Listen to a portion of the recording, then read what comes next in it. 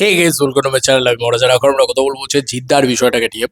একটা জিনিস সুস্পষ্ট হয়ে গেছে কালকে, গতকালকে, যে নন্দী মুভিজের সাথে জিদ্দার সামান্য হলেও একটা ক্যাচাল হয়েছে। এবং যেটা তোমাদেরকে বলেছিলাম, যেরকমটা আমি শুনতে পেয়েছিলাম সেটাই তোমাদেরকে বলেছিলাম। সত্যি মিথ্যে তো যাচাই করতে যাইনি ভাই, সম্ভবও নয়। ইন্ডাস্ট্রির ভিতরে যা কথা হচ্ছিল সেক্ষেত্রে মেন যে সমস্যাটা জিদ্দার সাথে হচ্ছে নন্দী মুভিজের, সেটা আইপি নিয়ে সমস্যা হচ্ছে। বন্ধুরা, আইপি নিয়ে একটা বড় রকম সমস্যা কিন্তু জিদ্দার সাথে হচ্ছে নন্দী মুভিসের, যে কারণে তোমরা অবাক হবে যে জিদ্দা পেরিয়ে গেল ইয়ে থেকে, তোমার বৈরাগী থেকে, এবং এখন এটা pure on Nandi movies film.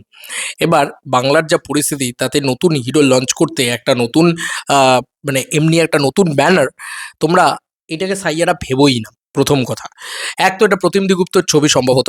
তো এই প্রতিম দিগুপ্তর ছবি, আচ্ছা ফার্স্টে আমরা প্রোমোটা দেখে নিই, আমি বলছি সে সমস্ত কথা আমার যা মনে হয়। এবং কেউ বলে বিপ্লবী, কেউ বলে ডাকাত দুর্গাপুজোয় কি মুক্তি পাবে সেটা নিয়েও কথা বলবো। আর অলরেডি 27শে মে থেকে পোস্টপন্ড হয়ে গেছে, এটা আমরা পরিষ্কার জেনে গিয়েছি। এবার সেই দুর্গাপুজোয় মুক্তি পেলেও যে খুব একটা ভালো জায়গায় যাবে কিনা, খুব ভালো কিছু হবে কিনা, সেগুলো সব নিয়ে আমরা আলোচনা করব। আচ্ছা, প্রথম পয়েন্ট হচ্ছে আমরা নন্দী মুভিজে চলে যাই। নন্দী মুভিজের জায়গাটাতে চলে যাই, যে নন্দী মুভিজ এটা কিন্তু অডিশন অ্যালার্ট বলে তারা দিয়েছে, অডিশন অ্যানাউন্সমেন্ট বলে দিয়েছে, যেখানে আর জিদ্দার প্রোডাকশনের কোনো লোগো নেই। এখানে নন্দী মুভিজের প্রোডাকশনের লোগো রয়েছে, জিদ্দার প্রোডাকশন থেকে আর কোনো লোগো এই ছবির ভিতরে জুটছে না। কিন্তু এই দেখো, অ্যাসোসিয়েশন উইথ আর একটা প্রোডাকশনের লোগো জুড়েছে, সেটা হচ্ছে এই যে কাস্ট কিছু একটা সামথিং, ঠিক আছে, এই প্রোডাকশনের লোগো জুড়েছে, খুব ভালো করে লক্ষ্য করে দেখো। এবং এটা 13,000 মতন ভিউজ পেয়েছে, 13,600 মতন, এরম নয় যে কেউ দেখেনি বা কেউ ইয়ে করেনি। তো এখানে পরিষ্কার অডিশন অ্যালার্ট কী কী দেওয়া হয়েছে। দুর্গাপুরের 16ই মে অডিশন হতে চলেছে, শিলিগুড়িতে 30শে মে অডিশন হতে চলেছে, কলকাতায় 6ই জুন অডিশন হতে চলেছে। এবার ইফ ইউর অ্যাসপায়ারিং অ্যাক্টর, তাহলে তুমি অডিশন দাও। একদম নতুন কাউকেই নেওয়া হবে, অ্যাক্টর অ্যাক্ট্রেস দুজনেই নতুন থাকবে। এবার সব ঠিক আছে, নন্দী মুভিজ কিন্তু এখনো অবধি ইয়াশরাজ নয়। বাংলার ইয়াশরাজকে এসভিএফ, এসভিএফ যদি কাউকে লঞ্চ করতো, তারা না পুরো, তাদের একটা মার্কেট আছে। এবার তুমি আবার বলছি সেই পয়েন্ট, সেই পাওয়ারের পয়েন্ট, সেই জোরের পয়েন্ট। এবার তুমি বলবে এখন সরকার গিরে গেছে, এখন পুরো অন্যরকম একটা সিস্টেম চলে এসছে, এখন সবাই সবার মতন করে রিলিজ করতে পারবে। ভাই, বলিউডে কোনো সরকার লাগে না। ধরো ধর্মা যেটাকে রিলিজ করছে, ধরো ওয়াইআরএফ যেটাকে রিলিজ করছে, সেটা কখনোই একটা নতুন প্রোডাকশন হাউস এসে, সে যত বড়ই ছবি করুক না কেন, মাসে 6টা করে ছবি করলেও সম্ভব নয়, সে ওই ওয়াইডার রিলিজটা দিতে পারবে না। তো নন্দী মুভিজের কাছে সব থেকে বড় তুরুপের তাস ছিল বৈরাগীর জন্য জিদ্দা। কারণ জিদ্দা যদি নিজে এসে, তোমরা একটা ছোট্ট জিনিস এক্সাম্পল তোমাদেরকে দেখাচ্ছে, পারিয়ার ভিতরে, পারিয়া ছবিটাতে বিক্রম চ্যাটার্জির ছবি জিদ্দা এসে লঞ্চ করেছিল, ট্রেলারটা মনে আছে? কতটা হাইপ হয়েছিল, কতটা হাউচাউ হয়েছিল। আমরা পারিয়া নিয়ে পরবর্তীকালে কন্টেন্টও তৈরি করছিলাম, বিকজ অফ বেঙ্গলের যে পরিস্থিতি, তাদের বেঙ্গলের সুপারস্টার ফেস ছাড়া কোনো জিনিস চলেই না ভাই। এটা খুব সত্যি কথা। মানে ধরো, যেখানে দেবদা এসে কিছু লঞ্চ করছেন, যেখানে জিদ্দা এসে কিছু লঞ্চ করছেন, সেগুলোই চলবে ভাই। এখানে নতুন হিরো তো আসে তো নি, আর মানে মানুষ ওই দেবদা জিদ্দারকেই দেখতে চায়, তার বাইরে আর কিছু দেখতেই চায় না। তোমরা দেখে নাও না, ইয়াশ, অঙ্কুশ, বনি, এর এত তো আর্টিস্ট রয়েছে, কেউ চলে না, কেউ বক্স অফিসে সেভাবে যে বিরাটভাবে চলছে তা নয়। তো এই হচ্ছে পরিস্থিতি। তো এক্ষেত্রে পরিষ্কার বোঝা যাচ্ছে যে বহুরূপ, বৈরাগীর কিন্তু বেশ রকম একটা বিপদ, একদম শিওর শট। আর নন্দী মুভিজের সাথে জিদ্দার ডিল যে ক্যান্সেল হয়েছে, সেটা পরিষ্কার বোঝা যাচ্ছে। এবার কেউ বলে বিপ্লবী, কেউ বলে ডাকাতের, তাহলে কি হবে বন্ধুরা? কেউ বলে বিপ্লবী, কেউ বলে ডাকাত, যে ইয়েতে 27শে মে আসছে না, সেটা পরিষ্কার জিদ্দার ইয়ে, মানে জিদ্দার নিজের পেজের কভার ফটো। তোমরা অবাক হয়ে যাবে, জিদ্দার নিজের পেজের কভার ফটোতে এই স্বাধীনতা দিবসের যে ফ্ল্যাগটা রয়েছে, সেই ফ্ল্যাগটাই কিন্তু দেওয়া হয়েছে, মানে আমাদের ভারতীয় ফ্ল্যাগ। এবার এই ফ্ল্যাগ দিয়ে দেওয়া, এটা এখানে কিন্তু 27শে মে ছিল, তো জিদ্দা চেঞ্জ করে দিয়েছেন। তাহলে এখান থেকে একটা জিনিস ক্লিয়ার হয়ে যাচ্ছে যে নন্দী মুভিজের সাথে একদম শিওর শট ঝামেলা হয়েছে, একদম চোখ বন্ধ করে, এটা একদম শিওর শট ঝামেলা। মানে কি, এটা এটা ওরকমভাবে ঝামেলা নয়। আমি আগেও বলেছিলাম যে আমার কাছে যে আপডেট আছে, আমার কাছে যে খবর আছে, সেখানে কিন্তু একটাই জিনিস সামনে আসছিল, যে জিদ্দার আইপি নিয়ে সমস্যা হচ্ছে। মানে জিদ্দার শুধু নয়, নন্দী মুভিজ এবং জিদ্দার আইপি নিয়ে মেন যে সমস্যাটা, যেটা সেটা আইপি নিয়ে হচ্ছে। মানে কে কত পার্সেন্টেজ নেবে, এটা একটা পুরোপুরি বিজনেস পার্সেন্টেজের ব্যাপার। এবার চলে আসি যে তাহলে তো বইটাকে ভোগে চলে যাবে বা চলবে না, এটা আমি বলছি না। যদি ছবি ভালো হয় আজকের দিনে দাঁড়িয়ে, ছবি যদি সত্যিই পাবলিকের সাথে রেজোনেট করে হয়তো চলেও যেতে পারে। কিন্তু এক্সট্রা বেনিফিটটা পেলো না, মানে জিদ্দার লঞ্চ করার বেনিফিটটা পেলো না। কোনো বড় প্রোডাকশন এই নতুন হিরো নায়ক নায়িকাকে লঞ্চ করবে না, সেক্ষেত্রে সেই বেনিফিটটাও কিন্তু পেলো না, মানে যেটা সাইয়ারা পেয়েছিল সেটাও কিন্তু পাবে না বা পেলো না বলা চলে। তো এই এই দুটো জিনিস হয়ে গেল। তো জিদ্দাও লঞ্চ করবে না, এরাও লঞ্চ করবে না, জিদ্দা কিন্তু বেরিয়ে গেছে, মানে লোগো থেকে বেরিয়ে গেছে। এবার কেউ বলে বিপ্লবী কেউ বলে ডাকাত থেকে কি সত্যি নন্দী মুভিজ বেরোবে? যদি নন্দী মুভিজ কেউ বলে বিপ্লবী কেউ বলে ডাকাত থেকে বেরোয়, তাহলে জিদ্দাকে পুরো ছবিটা কিনে নিতে হবে। ঠিক আছে, মানে জিদ্দাকে এই গোটা ছবিটা কিনে নিতে হবে নন্দী মুভিজের থেকে। এবার দেখা যাক যে সেটা জিদ্দা করেন কিনা, এবং জিৎ ফিল্ম ওয়ার্কস থেকে বা গ্রাসরুট এন্টারটেনমেন্ট থেকে কেউ বলে বিপ্লবী কেউ বলে ডাকাতের কিছু আসে কিনা। একটা গন্ডগোল তো হয়েইছে। এবার ব্যাপার হচ্ছে, যদি যদি জিদ্দা এই ছবিটাকে গোটাটা কিনে নেন, তাহলে এই ছবিটার পুরো বাজেটটা কিন্তু নন্দিতা বোসকে এখন দিয়ে দিতে হবে, এবার জিদ্দার মতন করে রিলিজ করবে। এবার কি এই ছবিটা দুর্গাপুজোয় আসতে পারে? বন্ধুরা, হাই চান্সেস হচ্ছে দুর্গাপুজোয় আসলেও আসতে পারে, কারণ এখন তো আর ওই ব্যান্ড কালচারটা রইলো না। কারা, আবার বলছি, কিছু মানুষের ধারণা হয়েছে যে দেবদা নাকি বলেছেন জিদ্দাকে দুর্গাপুজোয় না আসার কথা। দেবদা একবারও কাউকে না আসার কথা বলেননি। ইভেন বুম্বাদা যখন বলেছে যে আমি দুর্গাপুজোয় আসতে চাই বা ইত্যাদি, তোমরা সব সেই মিটিংয়ের বিষয়পত্র জানো। তো দেবদা ওটাই বলেছে যে কারুর থেকে কেন পারমিশন নিতে হবে। দেবদা কিন্তু এই সরকারের চিরকালই এগেনস্টে গিয়েই কথা বলেছে, এই যে so called screening committee, so called জিনিসপত্র, এগুলোর এগেনস্টে গিয়েই কথা বলেছে। ব্যান্ড কালচারের এগেনস্টে গিয়ে কথা বলেছে, গুপি কালচারের এগেনস্টে গিয়ে কথা বলেছে। তো দেবদা কিন্তু কোনোদিনই চায়নি যে কেউ না আসুক।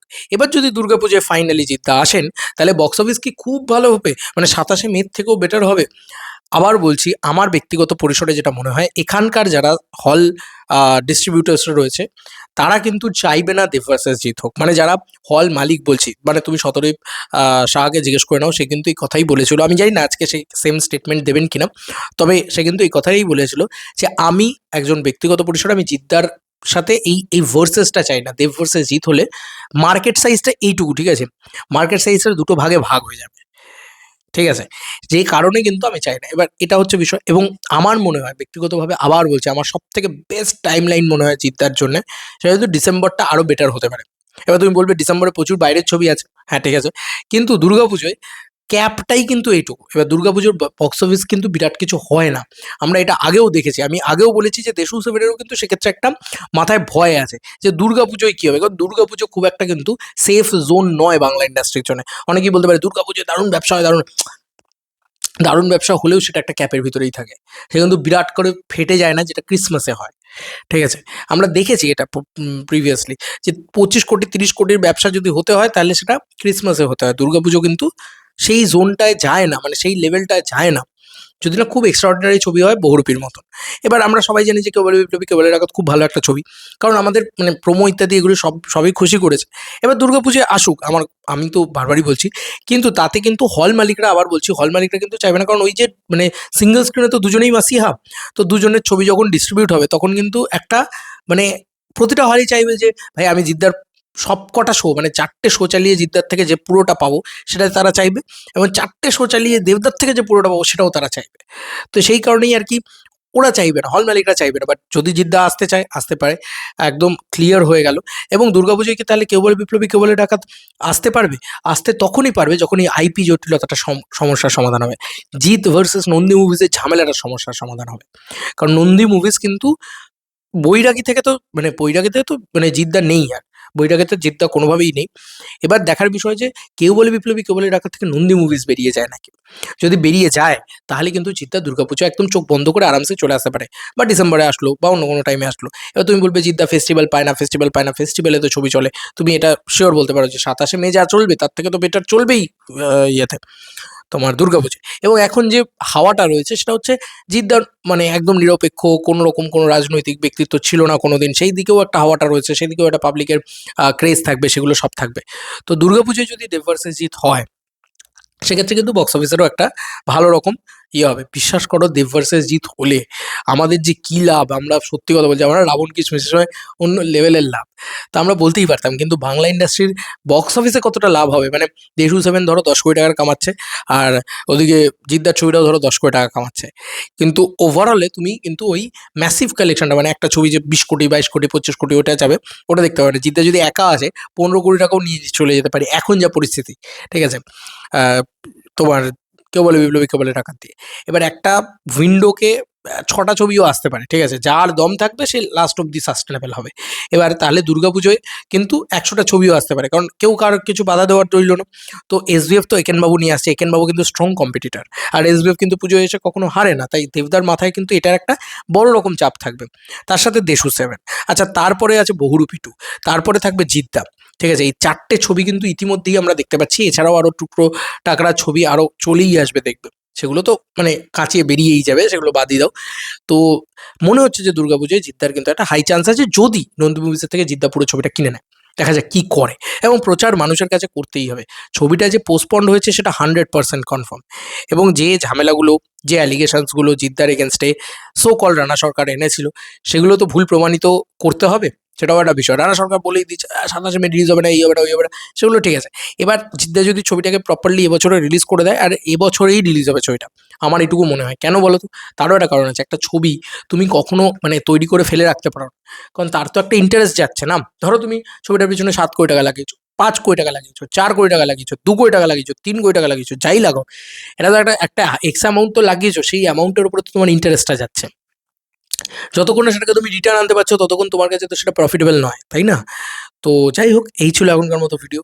তোমাদের আর কি মতামত, মানে জিদ্দার কি ডেফিনেটলি জিদ্দার তো বেনিফিট হবেই, এবং আমার মনে হয় যে জিদ্দার আরও বেটার বেনিফিট হতে চলেছে, যখন তখন যে কোনো টাইমে যা ইচ্ছা তাই করে আনতে পারবেন উনি, কোনো অসুবিধা থাকলো না, কেউ ওনাকে বারণ করার জায়গায় থাকলো না। এই বারণটা কিন্তু স্ক্রিনিং কমিটি জিদ্দাকে করেছিল। মনে করে দেখো, জিদ্দাকে এই বারণটা স্ক্রিনিং কমিটি করেছিল যে তুমি দুর্গাপুজোয় আসো না। দেব কিন্তু কোনোদিন বারণ করেনি। দেব তো এখনও তো লাইফটা রয়েছে। আবার বলছি, যারা মনে করেন যে জিদ্দাকে দেবদা আটকেছিল, দেবদা কিন্তু কখনো আটকায়নি। দেবদা কিন্তু পরিষ্কারভাবে তার দেশু সেভেনের যে লাইভ রয়েছে, যেখানে গোল্ডেন টিকিটস প্রথম লঞ্চ হলো, সেখানে কিন্তু সে বলেছে যে আমরা কখনো মনে করি না যে অন্য কেউ এলে আমাদের ব্যবসার লস হবে বা ইত্যাদি। তারা এটা ভাবেই না। তারা মনে করে যে একটা মার্কেটে অনেকে থাকলে ভালো হয়। তো অনেকে থাকলে সেই কালেকশনটা বাড়ে। তো যাই হোক, সবার মিলে কালেকশন বাড়ে। দেখা যাক। আর বুম্বাদা এবার বলছে যে বুম্বাদা যদি ছবি নিয়ে আসে, ধরো দুর্গাপুজোয় বুম্বাদা একটা ছবি নিয়ে এলো, তো এরমভাবে হয়তো 7-8টা ছবিও রিলিজ হলেও হতে পারে। এবার এটা যদি হয়, সেক্ষেত্রে লাভটা কি হবে আদপেও, দুর্গাপুজো বলবে আসল সত্যি কথা। সত্যিই কি বাংলা ফিল্ম ইন্ডাস্ট্রির দুর্গাপুজোতেই বক্স অফিসে লাভ হবে দেব ভার্সেস জিৎ করে? দেখার বিষয় হবে সেটা। কারণ গোলন্দাজ ভার্সেস বাজি যখন হয়েছিল, তখন কিন্তু খুব একটা লাভ, মানে যে দেখা গিয়েছিল বিরাট কিছু হয়েছিল। গোলন্দাজ ভালো চলেছিল, বাজি মোটামুটি একটা ডিসেন্ট লেভেলে চলেছিল। বাজি কিন্তু নন্দনের লাস্ট জিদ্দার নন্দন পাওয়া সিনেমা বোধহয় বাজি, যদি খুব ভুল না করি তো। তো যাই হোক, দেখা যাক যে কি হয় এবার ফাইনালি। এবং এবার ঈদের ছবি আসবে, কেউ কাউকে বলতে পারবে না যে শো দেবো না, এ দেবো না, হল দেবো না, এই ইত্যাদি ইত্যাদি, এসব নাটক করতে পারবে না ভাই। এই সব কিছু মিলিয়ে একটা দারুণ পরিবেশ তৈরি হতে যাচ্ছে, এটুকু আশা রাখা যায়। তবে এতে কি জিদ্দার সত্যিই বেনিফিট? এই যে সরকার বদলালো, পাল্টানো হলো, তাতে কি সত্যিই জিদ্দার বেনিফিট? উত্তর হচ্ছে হ্যাঁ, জিদ্দার ভালো রকম বেনিফিট আছে। এবং জিদ্দা যদি আইপি জটিলতা সত্যি কাটিয়ে উঠতে পারেন নন্দী মুভিজের সাথে, তাহলে আমার মনে হয় যে আরামসে আরামসে এই ছবিটাকে নিয়ে চলে আসা যাবে। এবার কি হয়, এখন কি আইপি জটিলতা হয়, নন্দী মুভিজ কি সত্যিই এখনো কেউ বলে বিপ্লবী, কেউ বলে টাকাতে থাকে? বৈরাগী থেকে তো জিদ্দা বেরিয়ে গেছে, এইটুকু তো পরিষ্কার। এটা তো একদম চোখের সামনে ক্লিয়ার, কারণ জিদ্দার কোনো লোগো নেই, মানে জিদ্দার কোনো নেই। এবার জিদ্দা যখন লঞ্চ করবে না, সেই ছবির কি হবে আমি জানি না, এবং এই ছবিটা আসবেই বা কবে? কারণ বেঙ্গলে তো ফেস্টিভ্যাল ওরিয়েন্টেড সময়। এবার ধরো আজকে জুন মাসে ধরো একটা অডিশন হচ্ছে, শুটিং শুরু হতে হতে ধরো আগস্ট, ঠিক আছে? এবার মানে রিলিজ করতে করতে সে ডিসেম্বর, আর ডিসেম্বর মানেই হচ্ছে সেই বড় বড় সুপারস্টারদের সাথে ফিরে আসা, এবং সেখানে গিয়ে সেই আবার হারিয়ে যাওয়া। তো কোথাও গিয়ে সেইগুলো হলে কিন্তু হবে না। একটা ফ্রি টাইম, একদম একটা লং রানের টাইমে যদি একদম আসে একটা ছবি, সে ছবি কিন্তু দারুণ ব্যবসা করতে পারে। এটা যদি 2027 সালেও আসে, অসুবিধা নেই। 2027 সালে 14ই ফেব্রুয়ারি আসুক না, সেরকম প্ল্যানিং করে বৈরাগী এগোক না। বৈরাগীর তো একটা ডিসেন্ট লেভেলে হাইপ আছে। আর যেটা পরিচালক নিয়ে বলছিলাম বৈরাগীর ক্ষেত্রে, সেটাও বলে দিয়ে যেতে চাই। সেটা হচ্ছে প্রতিম ডি গুপ্ত কিন্তু খুব খুব আরবান পরিচালক, প্রচণ্ড আরবান পরিচালক, প্রচণ্ড নিশ পরিচালক। তুমি বলবে কালেকশন হয় নাকি তার? নিশ্চয়ই হয়, কিন্তু শুধুমাত্র প্লেক্স কালেকশন হয়, একটা বেসিক প্লেক্স কালেকশন হয়। তুমি চলচ্চিত্র চালচিত্র বোধহয় চালচিত্র যে ছবিটা ছিল, থ্রিলার ছবি, ভালো ছবি ছিল, এই ছবিগুলো যদি তুমি লক্ষ্য করে দেখো, মানে প্রতিমডি গুপ্তর কিন্তু কালেকশনটাই শুধুমাত্র কলকাতা কেন্দ্রিক, এবার সেটা কিন্তু কখনোই ওই সাইয়ারা লেভেলে মাস নয়, ঠিক আছে? তোমরা যেটা ভাবছো যে মাস লেভেলে খুব পেনিট্রেশন করবে বা ইত্যাদি, ডিরেক্টরকে দেখে আমার সেই ভরসাটা হচ্ছে না, সত্যি কথা বলতে। মানে ডিরেক্টরের যে প্রিভিয়াস একটা হিস্ট্রি, সেটা দেখে আমার সেই ভরসাটা হচ্ছে না। এবার দেখা যাক, এমনটা হতেই পারে যে তিনি এসে একদম ডিফারেন্ট একটা কিছু দিলেন আমাদেরকে এবং খুব আমাদেরকে মাতিয়ে দিলেন, এমনটা হতেই পারে। গান ভালো হওয়া চাই সর্বোপরি, এবং নায়ক নায়িকাকে প্রেজেন্টেবল হওয়া চাই। দেখা যাক কি হয়। তোমাদের আর কি মতামত এন্টায়ার ভিডিওটাকে নিয়ে জানিও কমেন্ট সেকশনে। চলো বন্ধুরা, নতুন কোনো ভিডিওতে দেখা হবে। বাই।